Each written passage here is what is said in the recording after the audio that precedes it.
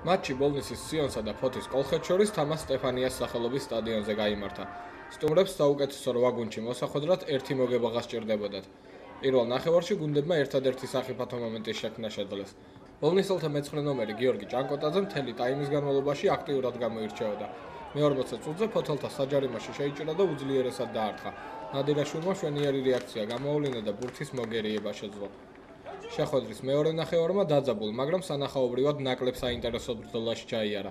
გუნდები ბევრს მოძრაობდნენ, მაგრამ მატჩის ბოლომდე ღირებული აღარაფერი შეუქმნიათ. თამაში უგოლო ფრით დასრულდა და მეტოქეები თითო აღებული ქულით დაკმაყოფილდნენ.